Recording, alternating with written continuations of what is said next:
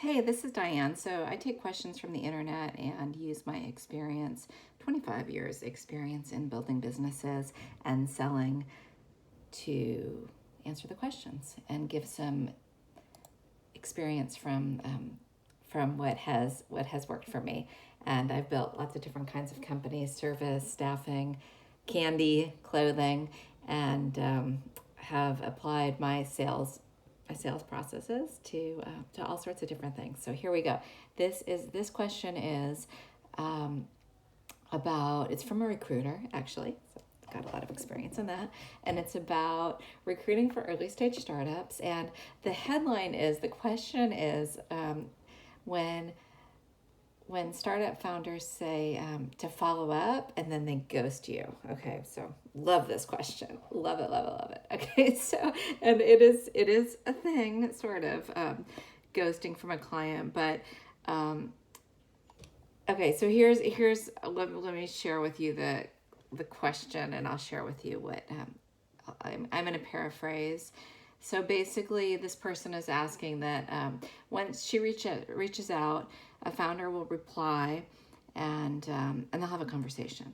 And if the founder expresses interest, so in some kind of way, and then gives there's a follow-up conversation, or there's a discussion on when to follow up. Okay, so I would handle this in a few different, there's a few different options. One is, every time that I actually get someone on the phone, even if I've closed a deal or if I haven't closed a deal. So if we decide, say this is recruiting, and they say, yes, we want to give you this job order or this, this role to fill. And so my first best case scenario is to close the deal when we're on the phone, or the first time, and say, great, have everything ready, be ready to close the deal, have all your intake questionnaire, and say, let's get going. Tell me more about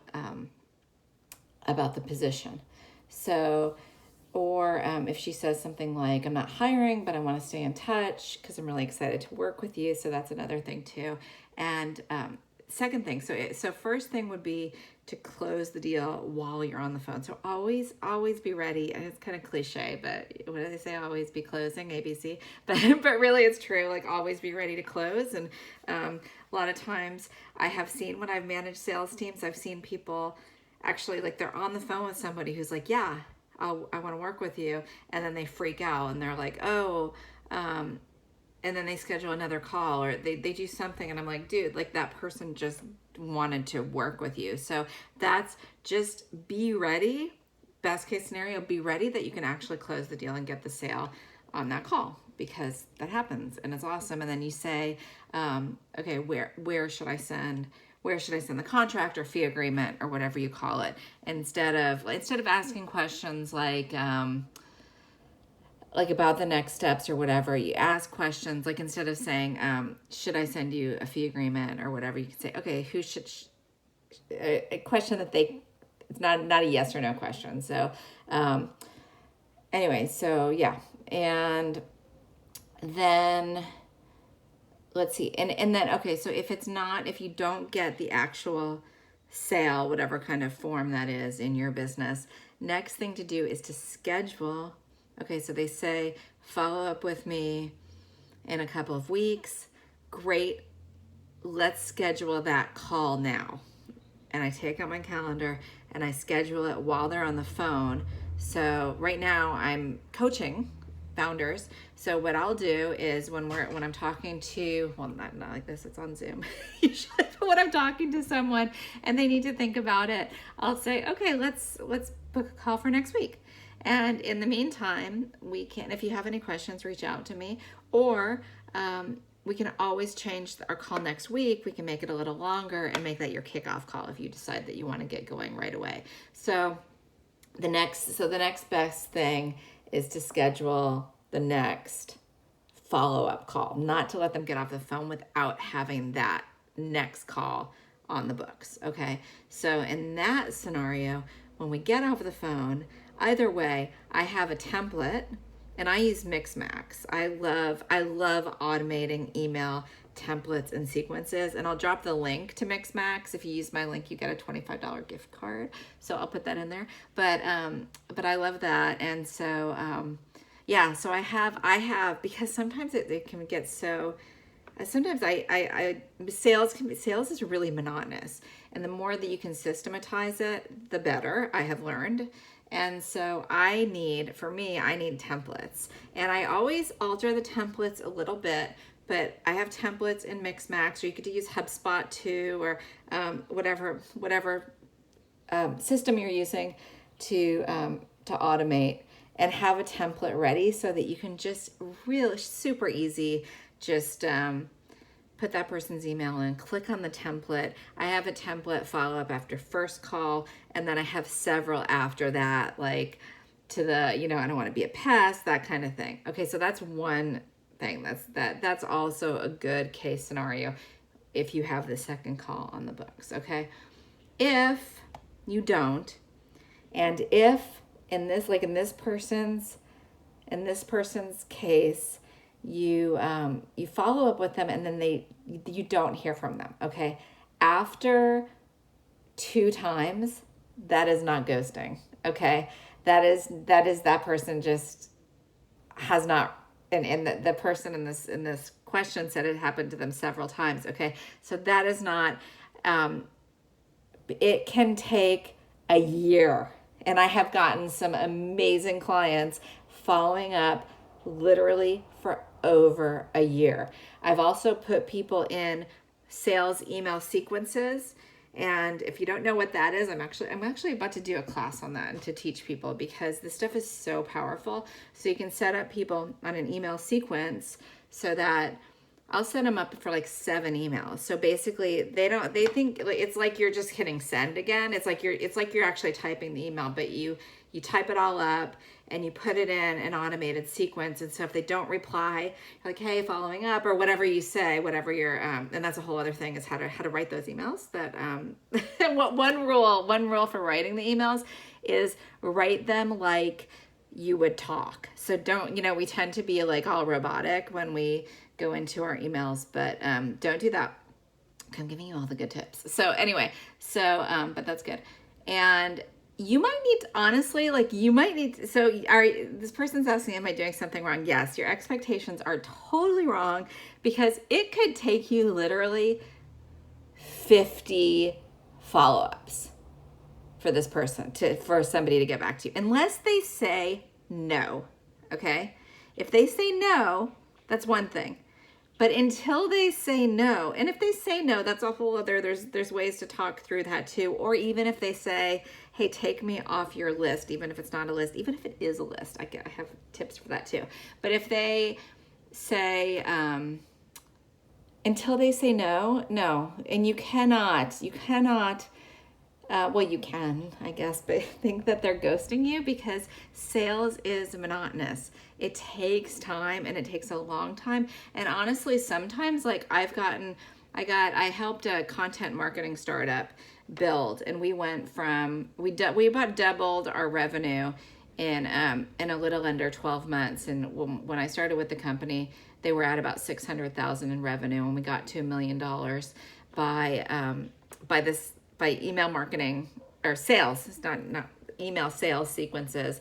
And I would do, like, I'd put them in a sequence, and these were people I talked to were chief marketing officers of, I'm talking MasterCard, Oracle, huge companies. So this is actually one of those. I got Oracle, I got Ancestry.com, I got GoFundMe, all through this system. A lot of other different clients, and one we got, one of my favorite clients was the CEO of Girl Scouts of the USA, Sylvia Acaveda. She was so amazing to work with.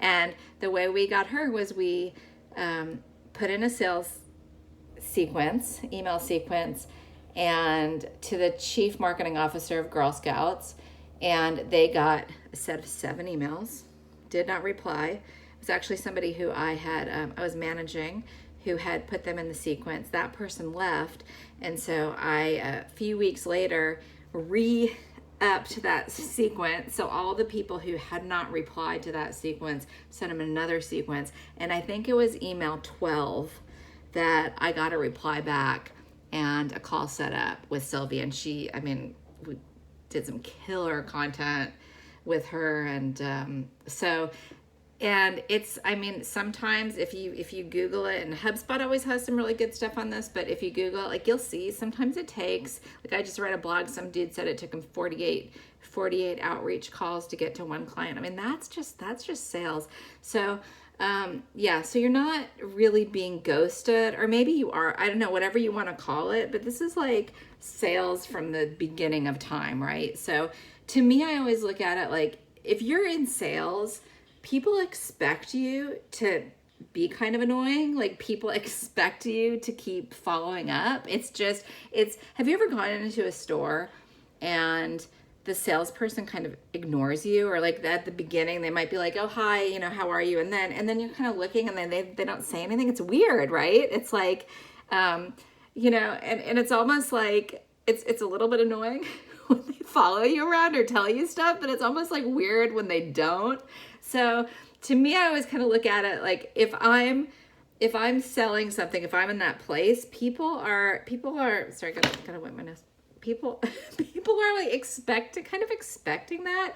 And I also even look at it, even if it's a one-sided exchange, and I will call as well in between. I will also, if you have their phone number, that is super powerful, because I would say, I don't know how many, I don't know if it's like 7 times out of 10, but usually people reply to text messages. So that's another thing to consider. If they haven't gotten back to you, if they're like ghosting you or whatever, I would maybe email again, and then definitely text if you have their number. And when you schedule a call, set up your calendar. If you use Calendly or HubSpot, set up, or Mixmax has that function too. In your Calendly, make sure, even if you're Zooming, get their cell phone. So I always tell people, when I'm setting up a call, I always ask, just in case, you know, we're going to Zoom, but just in case something happens, this is my cell, what's yours? And then you have their cell phone number. I'm just going to fill off my desk. That once you have their cell phone number, that is a magic. I talked to so many clients by text that people always reply to text. So anyway, that's another tip. What else? So those are a few of my thoughts. I am going to create a class on this. I've done like a gazillion different kinds of building sales structures and stuff for the last 25 years, and I've been coaching startup founders for the last few months, and I've had 164 conversations, maybe as of today 165, with startup founders, and one of the questions about sales comes up almost every single call as one of the obstacles. So I'm gonna be doing some more content on that, and actually I want to teach people actually like how I do that sales system and structure. So if you're interested, if you want to get on that waiting list, just shoot me go to my website. Go to my website, and I've got a lead tracker tool on there that will help you. It's if you don't want to deal with a CRM, it's a super simple way to just track your leads. And so go to my website, put in your email, you'll get the free lead tracker, and then I'll also put you on the waiting list and tell you when I'm doing that sales class. And those are my thoughts on outreach. It's somewhat what you say. It's somewhat, and I've had emails. I have done mass, like, some might call it spam, but I have done massive email marketing campaigns where giant clients, like one was the chief marketing officer at Wonderman, huge PR company. And when she replied, she said, I could tell from your email that you had researched and you knew about Wonderman. Okay. I did not know anything. I didn't even know who they were until literally 2 minutes before our call, and I did a quick Google search. So part of it is how you write your content, it's also, I would say, I think it's more though on your cadence and your persistence, because clients, like my Girl Scouts example, people reply to me after, and I keep going until they say no, and until I get, so sometimes people are like unsubscribe, but so what? Like, I always feel like I would rather annoy a few people. I was like, what's the worst, what's the best, and what's the worst? And the best could be, I do really believe in like getting really deep in touch with my personal why, and that might be cliche too, but if I'm thinking about it and I'm like, okay, whatever it is that I am working at, and my why is personal freedom, which to me means working how I want, when I want, and it might be, okay, I really want that trip or something like that. So that also helps me. The mindset is super important in sales. I need it. When I had my first company that we built to $50 million, we had a rule that we were not allowed to, whoever was outward facing, whoever was going to be talking to clients, the other person, when it was just two of us, could not tell the outward facing person any bad news, like around that time. Because it's so important to stay upbeat.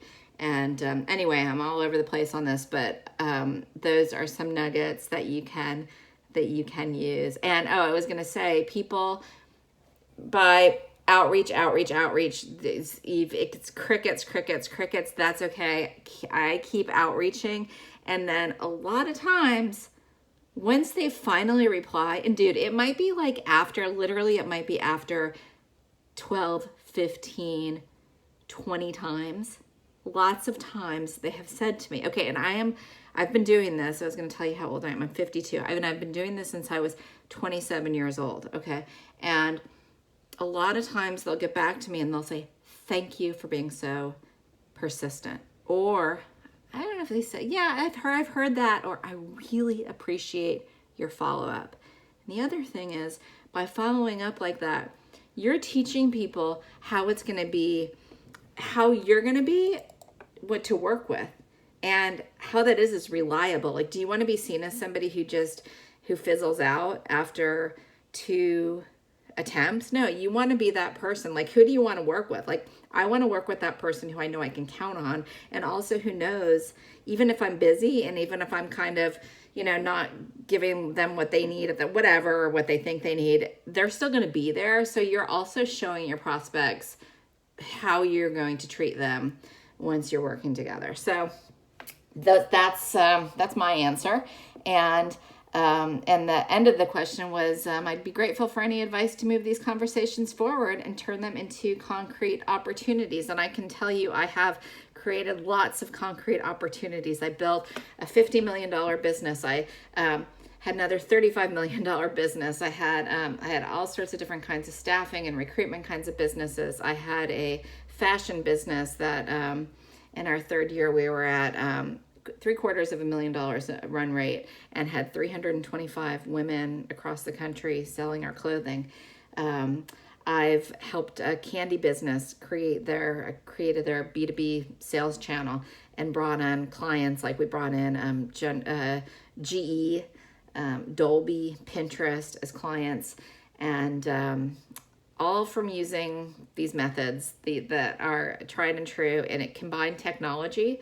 It's pretty magical. So anyway, from my experience to you, I'm happy to help, and go to my website, get the lead tracker, and you'll be on the waiting list for more information if you want. Otherwise, feel free to reach out. If you can also book on my website, you can book a 30-minute consultation if you need any other help in startup sales or anything startup. And thanks.